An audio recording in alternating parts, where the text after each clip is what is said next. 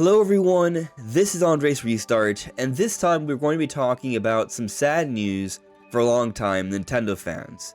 And generally on this channel I try to focus on the positives, take a more optimistic approach, but when it comes to this particular situation, I don't really see much value in sugarcoating the situation.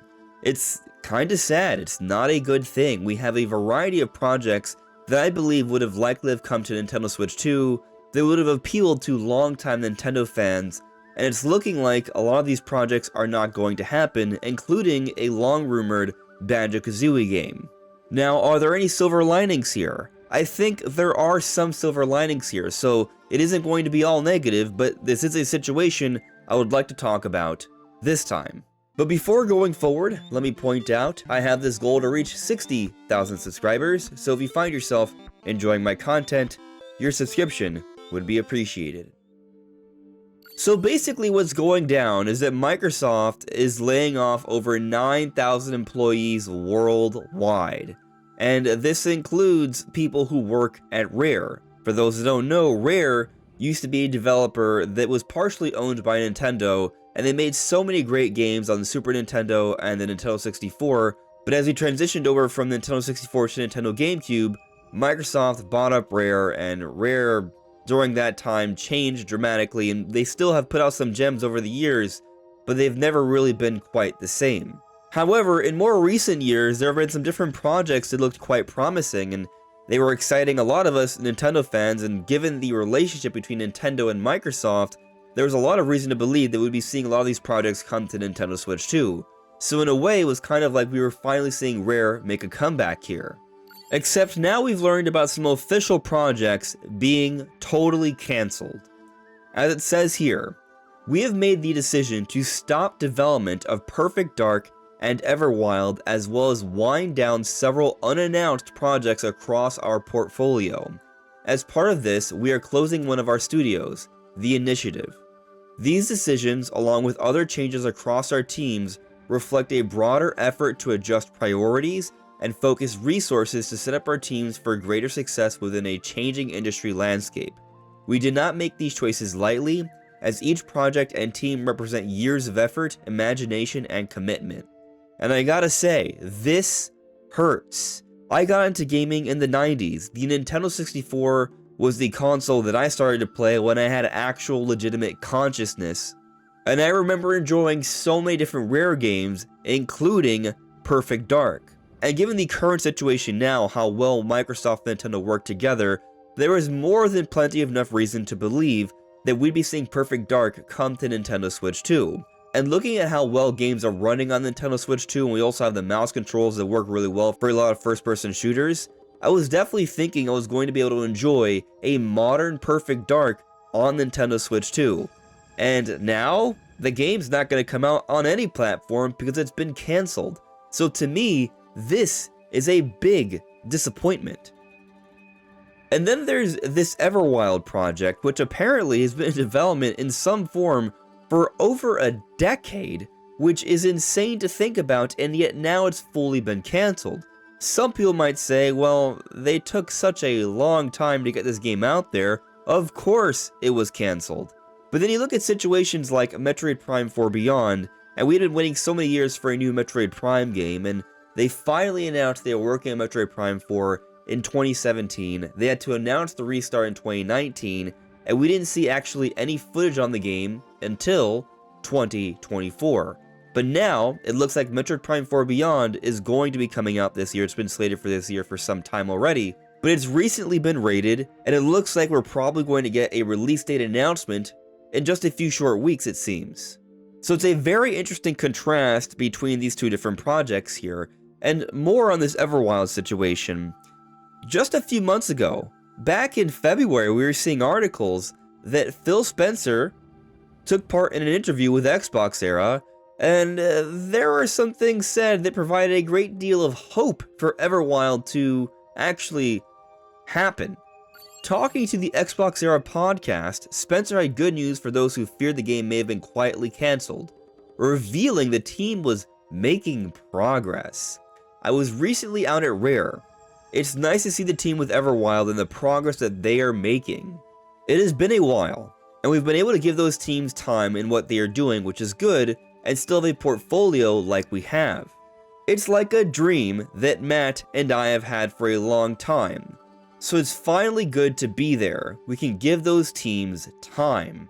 Well, now in hindsight, it looks like not so much time because they canceled the game just a few short months later.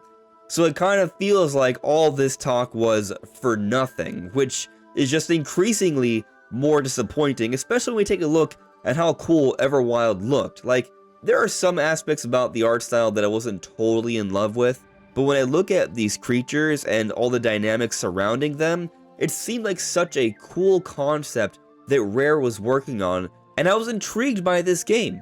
It's unfortunate, and this is another game that I think probably could have come to Nintendo Switch 2, especially considering the art style. And so neither of these Rare projects are going to happen. But coming back to more of what was officially said, our overall portfolio strategy is unchanged. Build games that excite our players, continue to grow our biggest franchises, and create new stories, worlds, and characters. We have more than 40 projects in active development, continued momentum on titles shipping this fall, and a strong slate headed into 2026. So this part bothers me a little bit where they say they want to focus on growing their biggest franchises. Like, yeah, I understand that's a good business move. And they also want to create new stories, so you look at something like Everwild, that could have been one of those new stories and worlds, but no, it's been cancelled. And then you look at something like Perfect Dark, sure, maybe that wouldn't be one of Microsoft's biggest franchises, but they're not even giving it an opportunity here by canceling it, and it's been in the works for some time. So it's pretty unfortunate that it was cancelled here. There is a lot of lost work, which I think sort of speaks to how poorly managed Microsoft's development teams are right now. They have a lot of resources, and these resources are not being used appropriately. In contrast, you look at Nintendo and, well, they're pretty good at managing what they have. They are not nearly as big as Microsoft, and perhaps that's part of the issue here. But you don't hear about Nintendo making these massive, huge investments in their games, and they don't sell even close to well enough, and so many projects are a net loss. Most of the time, Nintendo is in the green. And this is not just about Microsoft, by the way. This is an industry-wide issue where a lot of different publishers put out big projects. They put a huge investment into them, and they don't sell even close to enough. They might still sell a few million, but given how ambitious these projects were, it's still not enough. And it's interesting to consider because we recently just got word from Nintendo's investor website on their employee counts, an updated employee count, and as you see here, throughout the entire Switch era, starting from 2017, they've been positive. They've been continually expanding and no widespread layoffs. And so that's an interesting difference between Nintendo and Microsoft right now, and just other companies in the industry. The way Nintendo's handling things is far better than pretty much everywhere else. And I'll read this other part here because I think it's important to bring up. For those directly affected, we are working closely with HR and studio leadership to provide support, including severance, career transition assistance, and where possible, opportunities to explore roles on other teams. So, it's good that they say this. Hopefully they're actually doing as much as they are saying they're going to do, because it is extremely unfortunate. Thousands of people have lost their jobs, and that's not a good thing. And so it's hard to look at this situation as all too positive for Microsoft here. They try to speak well of their overall portfolio strategy, but the fact of the matter is Microsoft themselves is not putting out as good of games as Sony or Nintendo. And so the situation is only getting worse here. Now, they argue that it's all to improve their overall content flow, but for me, in terms of games I'm interested in from Microsoft, one of them was Perfect Dark, and I was at least intrigued by Everwild, so both these cancellations diminished my interest in Microsoft published titles. But there's more to get into here because it was also discussed that there were some unannounced projects that were cancelled as well. And one of those unannounced projects could be the long-rumored Banjo Kazooie project, which a lot of people are assuming is the case. So checking here on Reset Era, Grunty said, "This is such a terrible day for Rare and Rare IP. Rest in peace Everwild and Perfect Dark. I'm going back to sleep. sad emoji. Edit. Is there any hope left for the Banjo game, Nate Drake, or is it dead too?